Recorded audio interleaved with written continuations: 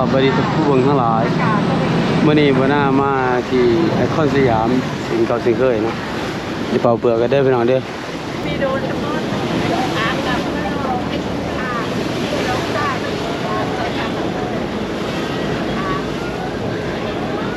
นี่เป็นเรือเนาะเรือที่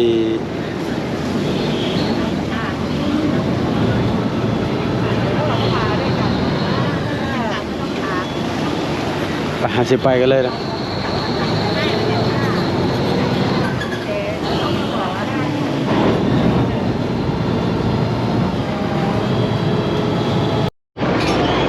ไปพี่น้องมานี่ขึ้นไป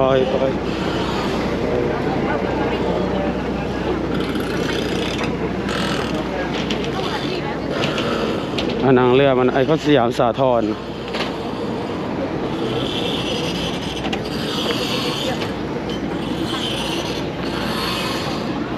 วุ้ยคนหวานแห้งเลยพี่น้องคนเราตึกแห้งอยู่คือสิได้เนาะ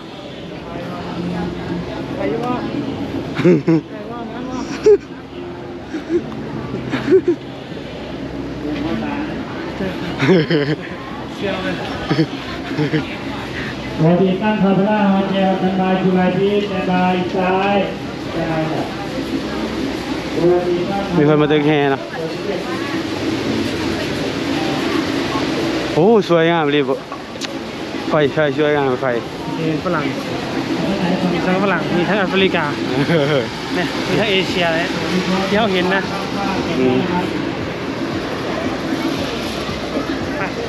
เนี่ยขนาดนี้นี่ก่อนเนาะเดี๋ยวพี่น้องอยากกินเป๊ปซี่เดี๋ยวสีลองเห็ดบางเชดเป็นอยู่ป่ะเดี๋ยวนี้จะกินเป๊ปซี่เจ้าบริซื้ออยู่ในห้างแล้วบริเนี่ยซื้ออยู่ในตู้เลยวะในตู้เลยนะ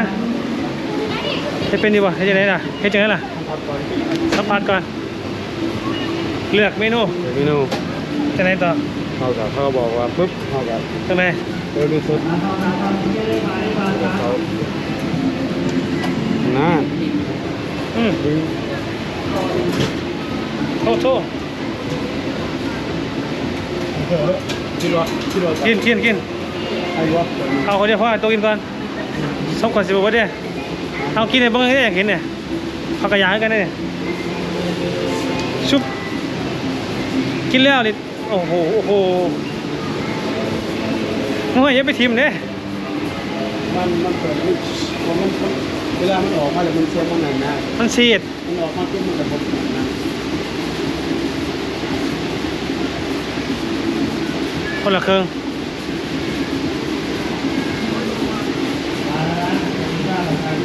มาสแต็กแล้วให้เฮาสแต็กเนี่ยเปลี่ยนกันสแต็ก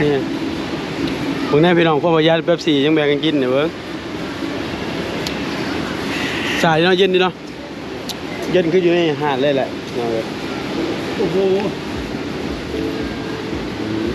สุดใจเดี๋ยว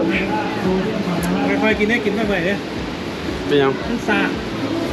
ครับเป็นสมองซ่าเลยยิ้มตาเลยมีเลยเนาะแบบนี้มีน้ำตา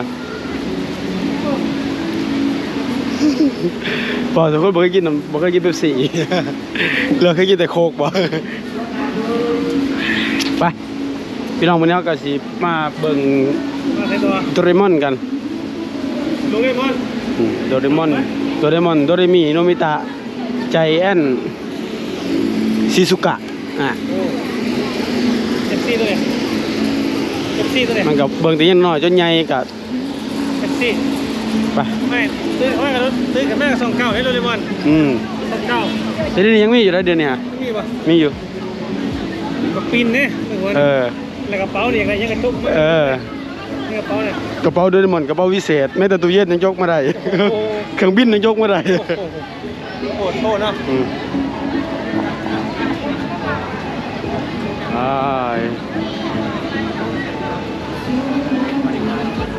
โดเรมอนนี่สูงที่สุดในโลกใหญ่ที่สุดในโลกนะเนี่ย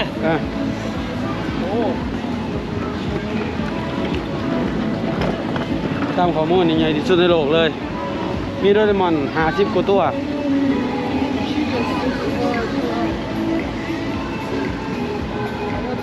เลยมันหน่อยหาเทปตัว แมน มันไงเลยหลบไปตรงนี้ป่ะ ชุดในโลกเลยนี่ชุดในโลกเลย ไปจะเป็นเอฟซีไปจะเป็นแบบว่าแฟนคลับหรือผ่าอะไรเนี่ย แมน บนนี้ง่ายๆเนี่ย มันมียังไง นี่ถึงญี่ปุ่นป่ะ แมน แต่วันนี้มาถึงเมืองไทยแล้ว แมน ต้องทำพลาดเนี่ย แมน ไปเรื่อยขับไปเรื่อย โอเค อะไรไงที่สุดในโลกกันป่ะ แมน เนี่ยนะ แมนใหญ่สุดในโลกเลยจะต้องแมทแต่จำอะไร นอกจากไงเรามียังอีก โดเรมอนนี่เป็น50กว่าตัวเลย ซิวตัวไปเป็น FC นะ FC โดเรมอนนะตอนนี้มอนเมืองไทยแล้วอย่าพลาดเนี่ยไปหรือยังเขาไปหรือยัง ยังบ่เคยเขา บ่เคยเขา แต่อยู่ข้างนอกเอา FC ป่ะ FC ป่ะ กะเบิงอยู่ เดี๋ยวมาเบิ่งมากเด้มากตอนที่เราโยกกระเป๋าออกมาเนี่ย เออ จะไปยังยกมาเลย ใจนั่งได้เบิด ตอนนี้มอดเมืองไทยแล้วพี่น้องเอ้ยนะนี่คือโดเรมอนที่ใหญ่ที่สุดสูงที่สุด ในโลก ในโลก นี่ไปเบิ่งก็ได้ Google บ่เสียปิ้งก็ไป Google เลย ก็ต้องเดินทางไปถึงญี่ปุ่นนะมอดแล้วเมืองไทย แมน โดเรมอน โดเรมอนโดเรมิ ชิซุกะโนบิ ชิ ตะ จุกะโดมิตะ ใจแอน ใจแอน มีเบิดก็ได้พาลูกพาหลานมาเบิ่งเด้อพี่น้อง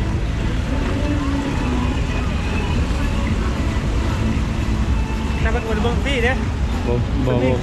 ค่าเขาชมเนี่ย ตัว99 บาท แต่กินแล้วมีทั้งเทิงอยู่ได้พวกทั้งเทิงนี่หลักร้อยหลายร้อยอยู่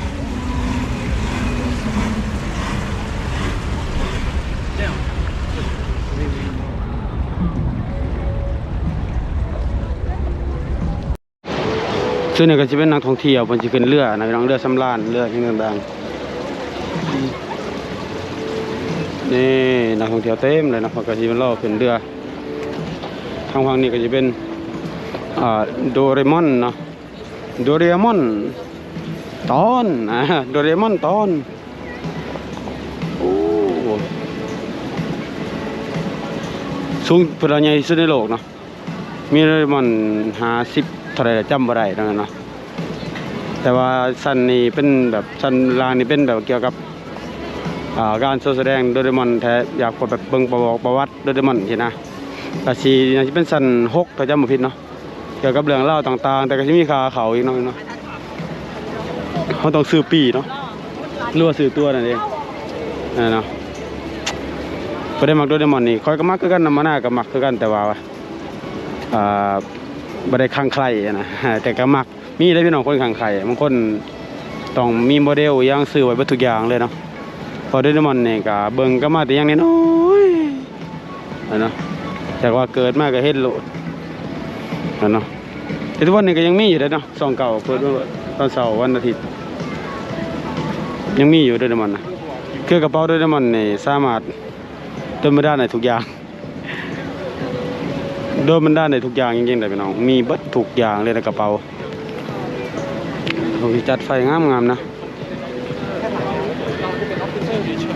พลังงานผู้มีอำนาจเต็ม นี่ก็เป็นไอคอนสยามไอคอนสยามนี่ก็เป็นตึกที่สูงที่สุดในโลกในประเทศไทยเขาผิดตึกที่สูงที่สุดในประเทศไทยเด้อไอคอนสยามแต่ก่อนนี่เป็นตึกKing Power มหานครนะแต่ตอนนี้เป็นตึกไอคอนสยามสูงที่สุดในประเทศไทยนะประเทศไทยมีแจ็คสันเนาะส่วนนี้ก็เป็นโดเรมอนที่ใหญ่ที่สุดในโลกสาวกโดเรมอนกับหลังไล่กันมาเต็มเนาะ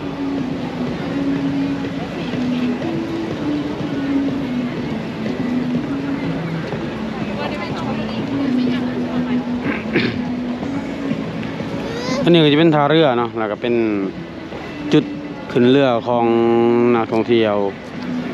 ต่างชาติที่บุฟเฟ่นะกินบุฟเฟ่เรือบุฟเฟ่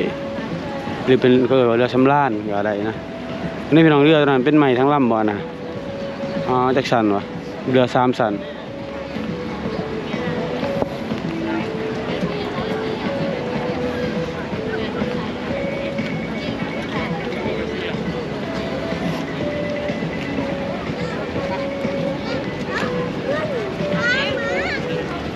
เบิ่งบรรยากาศพี่น้องโอ้ฝนกับดีแต่ฝนบ่ตกมันแต่คือมืดๆมาอยู่แต่ว่าก็บ่ได้ตกเนาะพี่น้อง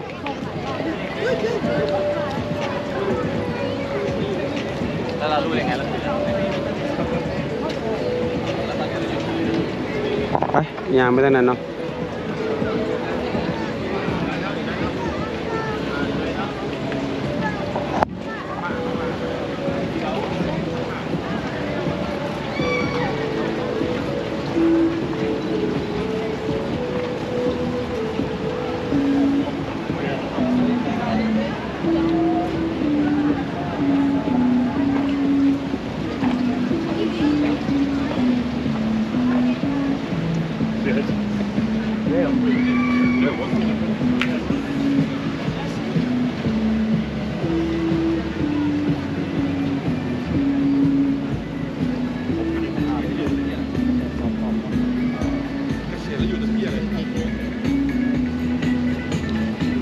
ตอนนี้เป็นเวลาคลำๆนะเนาะมืดประมาณสัก6 โมงกว่าๆเลยนะแต่ว่าฟ้ามันก็สิมืดๆนิดนึงเพราะว่าฝนโปรยปลายมาส่วงหนึ่งเนาะ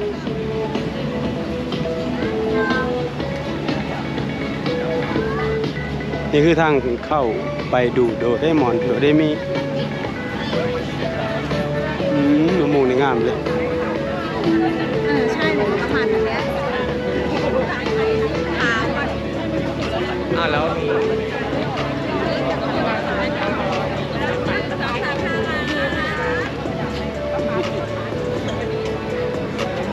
คือกินอะไรกินก่อนน้ำมันหน้ากับพามาเบิ่งแล้วไม่ได้ไปมันราคา199แล้วก็ไปซื้อใบทิเก็ตเดี๋ยวซื้อตัวใดอีกทีหนึ่งเนาะ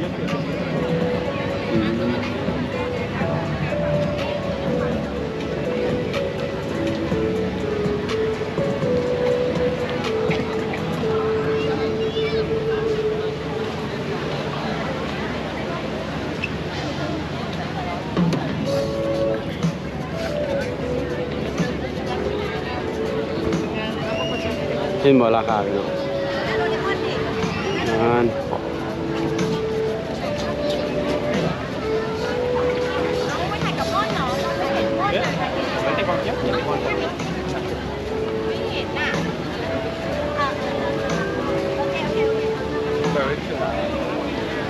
รับผิดชอบเสียเปล่า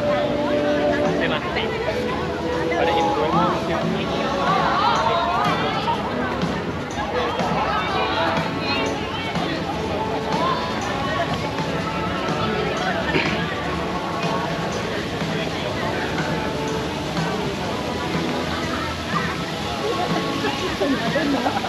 ที่นี่เป็น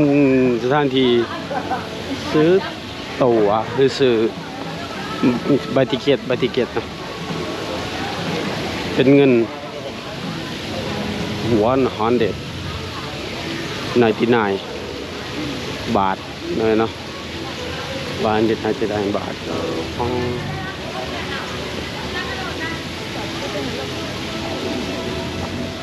นี่ก็คือโดเรมอน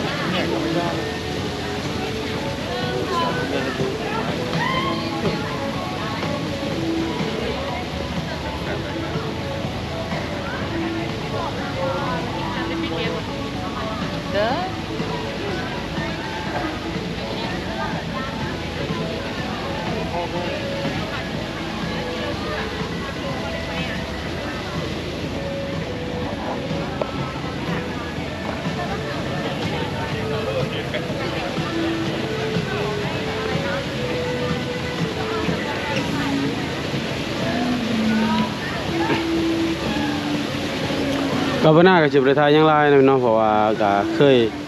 ให้ทุกคนเบิ่งหลายรอบนึงเนาะเพียงแต่ว่าพอได้มารอบนี้แล้ว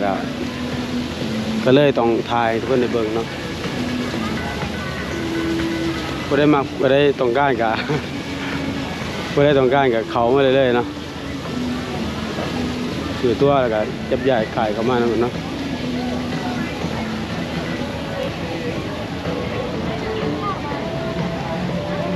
ในเมืองเพื่อมีริมแม่น้ำเจ้าพระยามีสถานที่ชม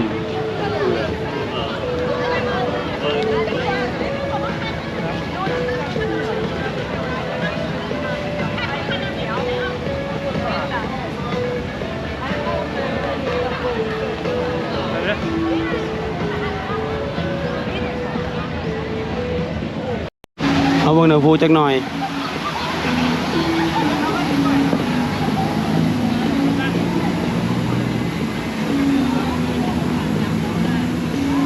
แอนว่านะเขามายืนให้คนตามเขา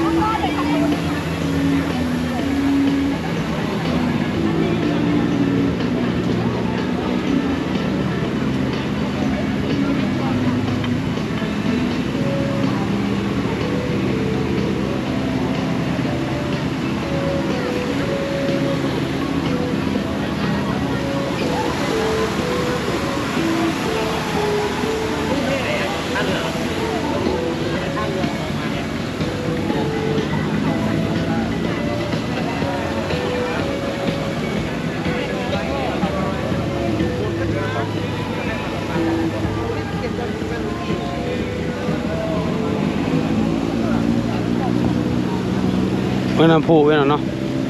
เพิ่นจุเพิ่นเฮ็ดทุกมื้อนั้นน้ำผูนี่เนาะ